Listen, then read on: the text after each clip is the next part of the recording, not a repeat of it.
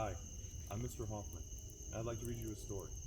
Tonight I'm going to read Owl Moon, written by Jane Yolen and illustrated by John Schoenherr. It was late one winter night, long past my bedtime, when Pa and I went owling. There was no wind, the trees stood still as giant statues, and the moon was so bright the sky seemed to shine. Somewhere behind us, a train whistle blew, long and low, like a sad, sad song. I could hear it through the woolen cap Pa had pulled down over my ears. A farm dog answered the train, and then a second dog joined in. They sang out, trains and dogs, for a real long time, and when their voices faded away, it was as quiet as a dream. We walked on towards the woods, Pa and I. Our feet crunched over the crisp snow, and a little gray footprint followed us. Pa made a long shadow, but mine was short and round. I had to run after him every now and then to keep up, and my short, round shadow bumped after me. But I never called out.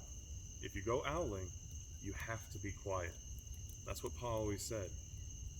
I had been waiting to go owling with Pa for a long, long time.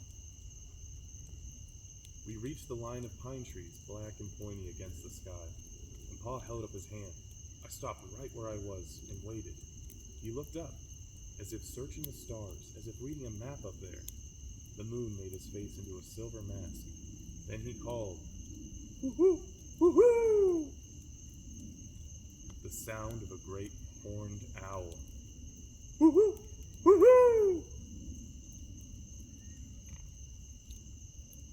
Again he called out, and then again. After each call he was silent, and for a moment we both listened. But there was no answer. Pa shrugged, and I shrugged. I was not disappointed. My brothers all said, "Sometimes there's an owl, and sometimes there isn't." We walked on. I could feel the cold as if someone's icy hand was palmed down on my back, and my nose and the tops of my cheeks felt cold and hot at the same time. But I never said a word. If you go owling, you have to be quiet and make your own heat. We went into the woods. The shadows were the blackest things I had ever seen. They stained the white snow.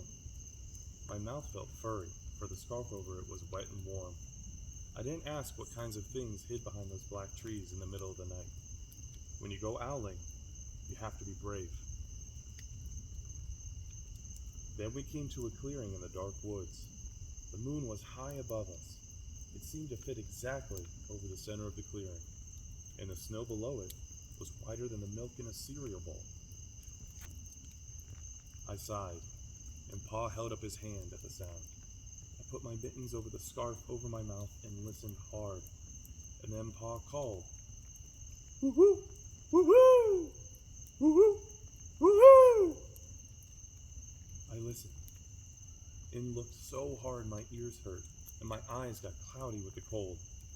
Pa raised his face to call out again, but before he could, an echo came threading its way through the trees. "Woo-hoo! Woo-hoo!"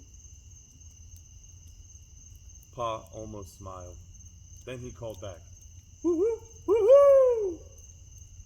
Just as if he and the owl were talking about supper, or about the woods, or the moon, or the cold. I took my mitten off the scarf off my mouth, and I almost smiled too. Then, the owl's call came closer, from high up in the trees on the edge of the meadow. Nothing in the meadow moved. All of a sudden, an owl shadow, part of the big tree shadow, lifted off and flew right over us. We watched silently, with heat in our mouths, the heat of all those words we had not spoken. The shadow hooted again. Pa turned on his big flashlight and caught the owl, just as it was landing on the branch. For 1 minute, 3 minutes, maybe even 100 minutes, we stared at each other.